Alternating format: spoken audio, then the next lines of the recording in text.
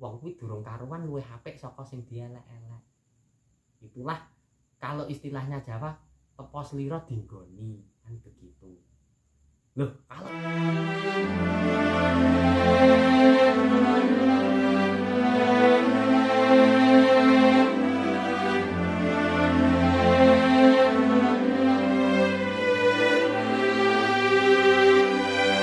Salam Rahayu, salam sejahtera buat kita semua. Kembali lagi bersama Semedi Jawa Channel. Jangan lupa like, komen, dan subscribe-nya. Kali ini adalah pembahasannya pusaka sakti. Menurut panjenengan Mas Adit, pusaka sakti itu terima kasih banyak, matur sembah nuwun saya tujukan kepada panjenengan semua yang sukarela mengunjungi channel menika. Ya. Sebenarnya tentang pusaka itu adalah pusakane wong urip. Ya. Karena orang mati sebenarnya tidak mempunyai pusaka. Iya. Pada dasarnya begitu. Tentang pusaka sakti itu memang sebenarnya tidak ada, Mas.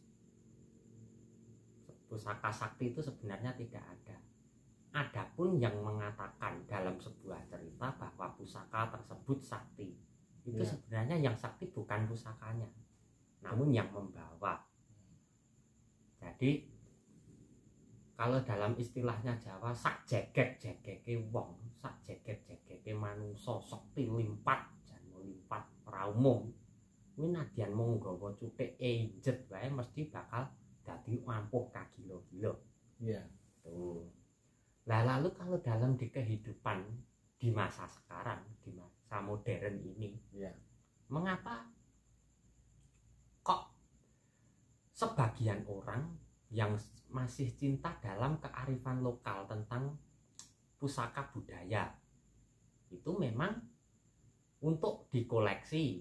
Satu, berarti terutama para kolektor-kolektor itu, Iya.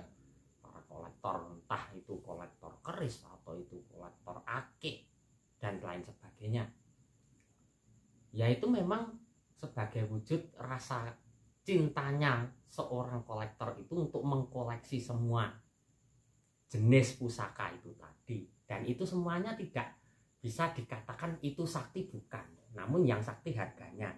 Harganya berarti bukan barangnya. Bukan barangnya tapi harganya. Iya. Jadi bagaimana seorang pengkolektor itu menghargai, itulah yang bisa dikatakan sakti. Iya. Ataupun si pemilik itu bisa Iya. dikatakan sakti.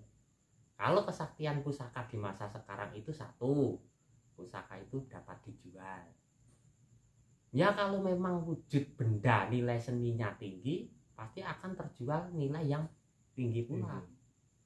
Oh, itu berarti nilai tentang jual beli. Maka banyak jual beli pusaka itu kok bukan supaya orang yang memiliki menjadi sakti, bukan.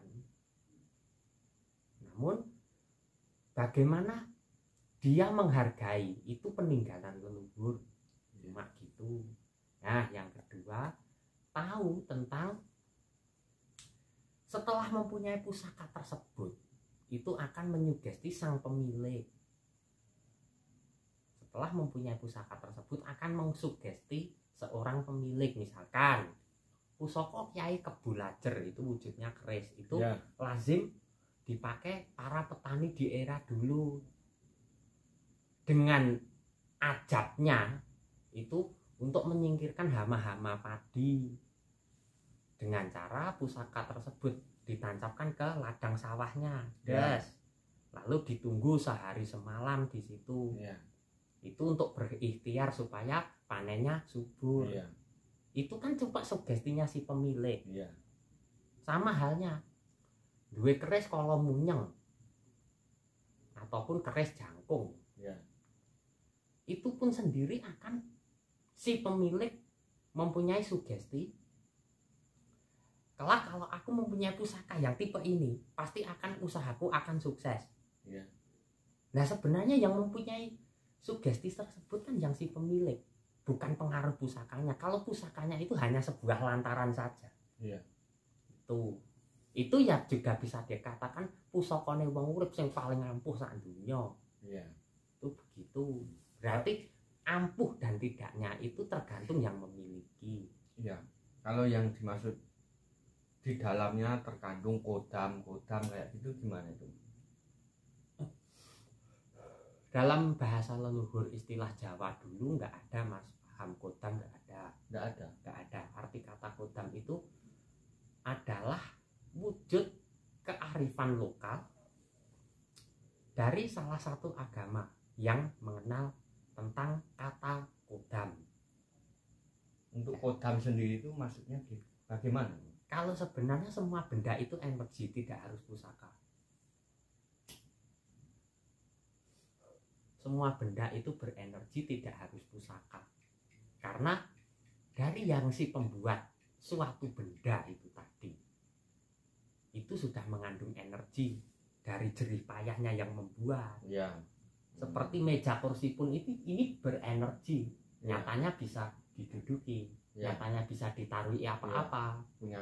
Punya kekuatan. Itulah yang bisa dikatakan energi. Ya. Sama halnya pusaka begitu. Kalau energinya lebih tinggi berarti nilai jualnya juga lebih tinggi, sama. Kalau semisal ada pun pendapat orang yang tidak suka dengan pusaka yang menggambarkan itu adalah simbolis budaya, Ya. yaitu berarti satu, mungkin tidak punya. Ya. Dua, mungkin bertentangan dengan kepercayaannya. Kepercayaan atau agama. Itu pasti menjelek-jelekan. Iya.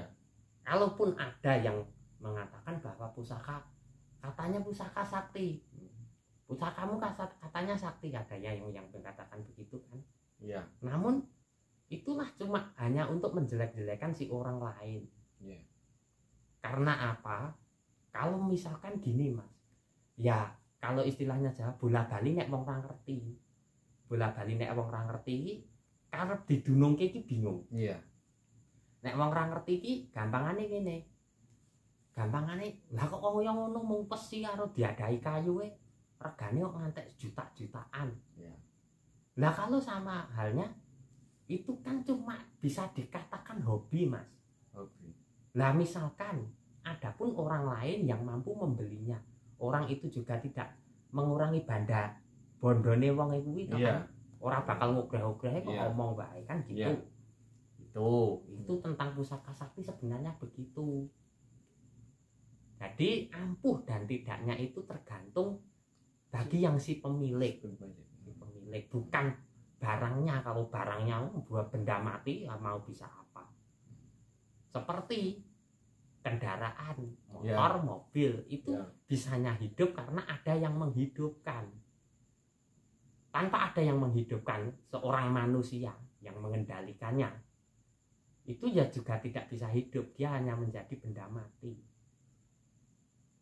Nah begitu. Ya.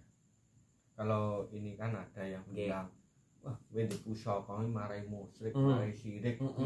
Maksudnya bagaimana itu?